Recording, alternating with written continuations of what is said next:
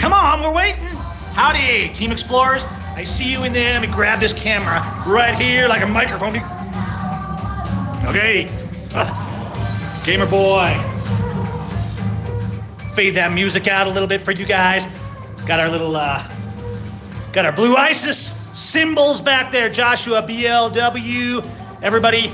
2:26 a.m. It's not 2:26 a.m. anywhere, as far as I know. And they tell me that I know. Yuri, my boards, hey guys, good to see you in there. Everybody pop on in. We're gonna do a little Blue ISIS action right here, right now, on the Gavin Seim Live Show.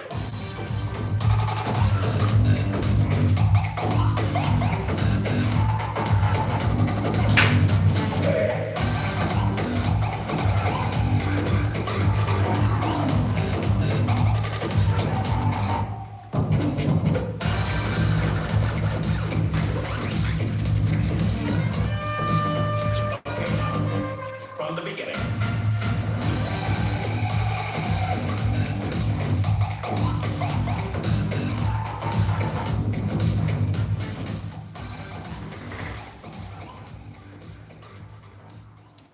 I don't know. I just find these songs. What was that song? Because people will always ask. I know. I was seeing if I could get you. Obviously, if you could hear the music, there was sound, right? But you couldn't hear my voice. That's because I wasn't saying anything. But we can have fun and speak the truth too, even if we're exiles from the USA who refuse to walk into the gas chamber. All right. That was Rock This Joint by Yavini. All right, that's what it was. I'm gonna move the light a little closer. I'm gonna dial it back just a little, because you know that on this show, Gavin likes good light, and it's so like way blown out. It's driving me crazy. You know how I get with my lights. So I'm gonna reposition just a little bit here, all right? I'm gonna hook up this mic. You guys tell me if you can hear me on tonight's show. Hang on. You guys tell me. Normally I'm on the camera, right? But since I'm close, and we kind of got an echo in here in the office, I'm plugging this in. Okay, boom. And lapel. Now you should hear me from this mic right here.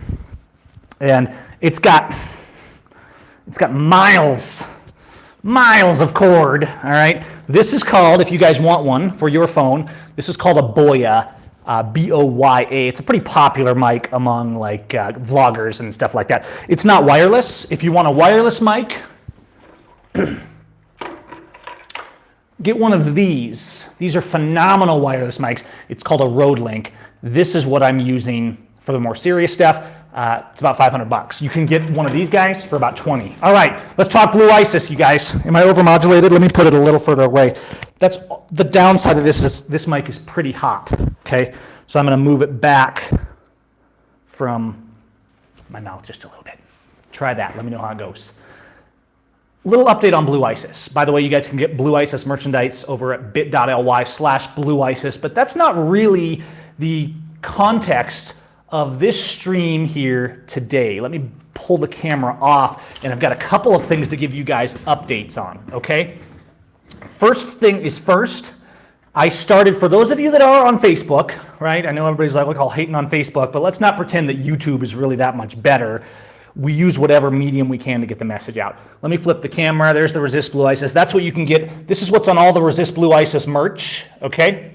Let's get on the t-shirts, the stickers. I'm looking into for you guys, because right now it's kind of a one-off, right? You go buy a shirt or a sticker, and they're good, but they're not super cheap. We're looking into getting large volumes. You guys tell me, if we made these stickers in packs of 10, 50, 100 for cheap, do you think you could plaster them?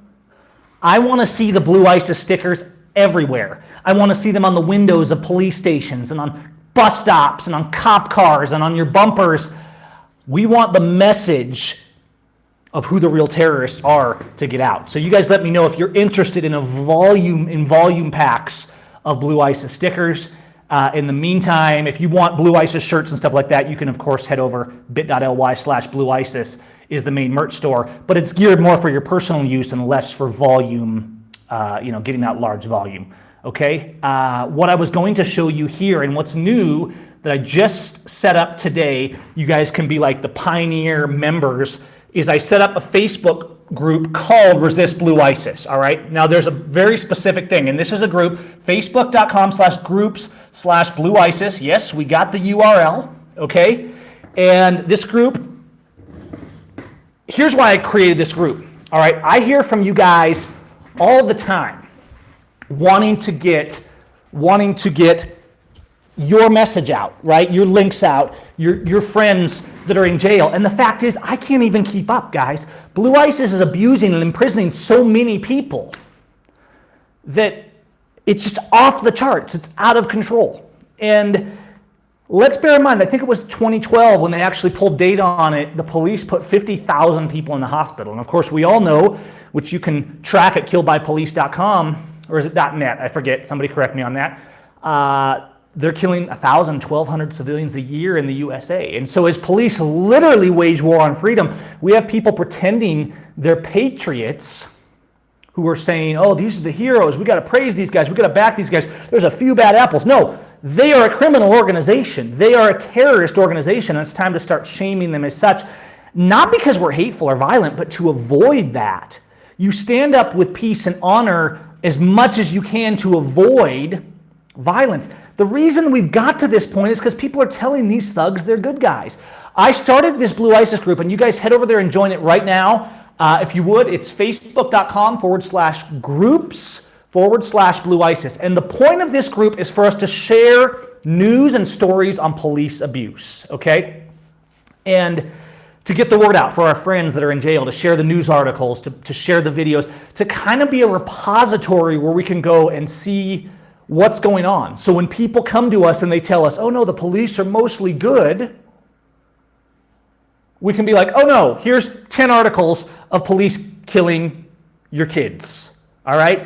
And so this is something for you guys so that we can all have a bigger voice and you guys can share your stories about Blue ISIS. And we can all just collaborate in this group. Head on over there, facebook.com/groups/Blue ISIS. And, you know, we could get into Facebook censorship and all this, and maybe they will. Facebook is you know, we know that they're not great with letting us speak the truth. But people are there, and while we can use it, we use it. My theory on this, guys, it's the same with Patreon or YouTube or Facebook or Steam It. I try to get my fingers in as many fires as possible. And unfortunately, a lot of times those fires are centered toward one platform. But what I want, and I think that we should actively try to do, is to have our fingers, our social media presence in as many places as we can, so that if one gets shut down, we still have a voice, right? That's why you can go to my website, callmegav.com, and you can join my email newsletter. So even if everything else is shut down, I can at least send you an email and say, here's what's going on, and try to keep that synergy kind of going, all right? What else do we have? Blue ISIS is alive and well. In fact, let me show you this story. Let me grab the camera here. And this is one you're going to want to look into. And it really goes, it's a really good reminder. It's a really good one to bring up for those people who are like, oh yeah, police are good. Because the number one people you see waving blue line flags tend to be these so-called patriots that are saying we need our gun rights. The number one group that's waging war on your gun rights and our right to protect our families is Blue ISIS and their buddies. This one here, you guys may have heard about this. It's going on right now, HR 5087. It's the assault weapons ban of 2018, and you can go to Congress and look up HR 5087. Just a warning about this one. What this is a weapons ban, not an assault weapons ban. There's this huge list of like, these guns are exempted, but basically, with the exception of all the ones that are exempted, semi-automatic guns, these guns, those guns. It's a gun confiscation. That's what it's leading up to.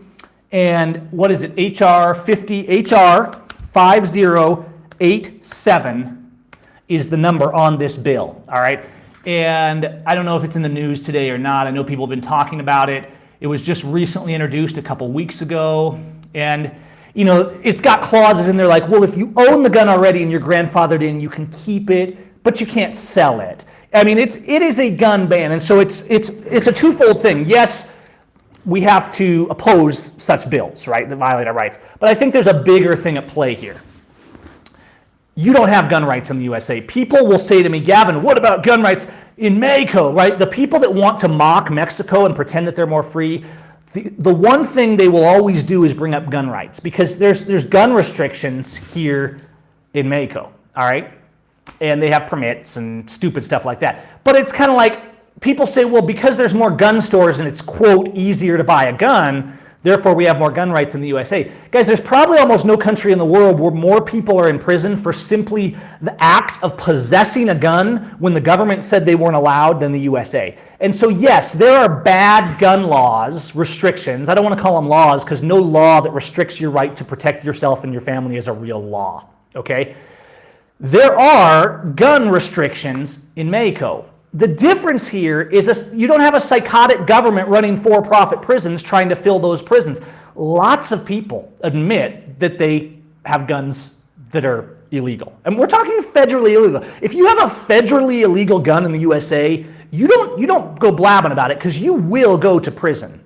The difference here is, well, yes, there are gun restrictions. There are also militias that blatantly defy the gun restrictions and march around in the streets in some states with machine guns, and the police leave them alone because they know that they better, because the government actually fears the people. Should the bad laws be repealed? Absolutely. And I'm not in any way supporting any gun restrictions. Making laws against guns or speech or anything does not stop the bad guys. It stops the good guys, because it gives the bad guys an opportunity to put us in their concentration camps. But in reality, I think in reality, people probably have more gun rights here than in the United States, even though there's restrictions, and you don't just openly go out and go to the hardware store and buy a gun and carry it on the street, because yeah, you probably get harassed by the police, but the harassment by the police is so different here. The prisons are not filled with people who have literally spent decades in prisons for nothing more than the act of possessing a gun because they were a, quote, felon, or because of this. There's people getting life in prison in the USA, guys, for simply having bullets that they're not allowed to have. Don't tell me you have gun rights. And you know what's worse? What's worse is that the so-called 2A crowd, a lot of them, the 3%er Second Amendment crowd, NRA group, they're usually the first in line to be like, well, felons shouldn't have guns, and those people shouldn't have guns, and Mexicans shouldn't have guns. The so-called Second Amendment crowd in the USA is usually in the front of the line to violate everyone else's Second Amendment right.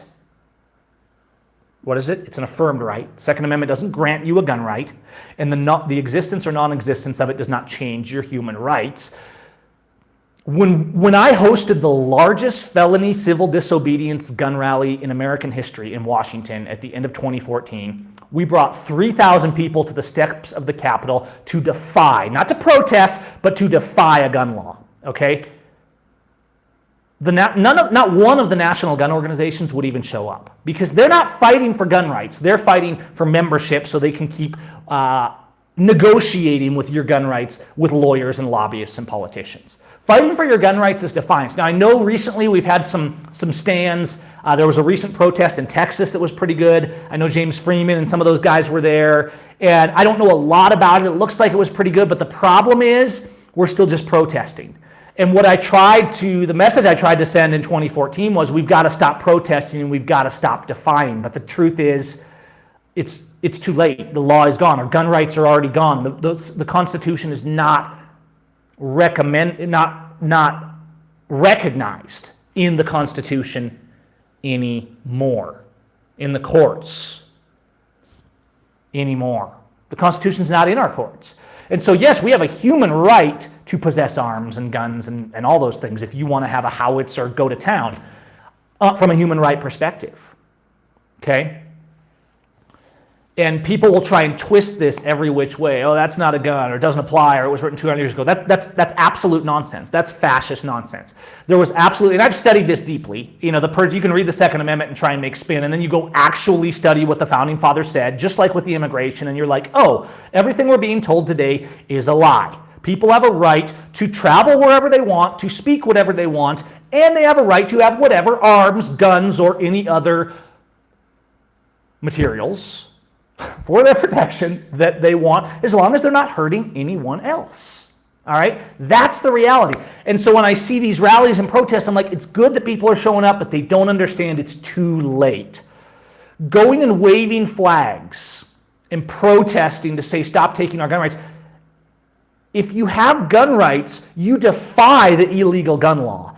And this is what we did in 2014, but the fact is there was too many loyalists pushing for compliance, and it did not continue. Because in the end, people started going to prison. Bundy's went to prison, Jeff Winehouse, all of these people, right, that are sitting in prison.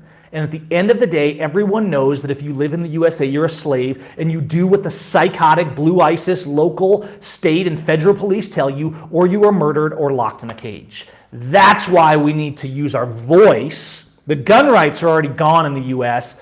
Use our cameras, use our voice. Absolutely. I mean, you can be defiant of those gun rights, those gun laws, and stand up for your gun rights. But be very careful, because remember, when you get arrested for it, there is no law in the courts. The Constitution is no longer relevant in the courts. And so, in my experience, the people crying the loudest, they'll take it out of my cold, dead hands. These are the first people to line up and say the police are our friends, to do what they're told. We should obey. You're a hater because you resist, because you won't show up in court, because you became an exile and refused to walk into a gas chamber.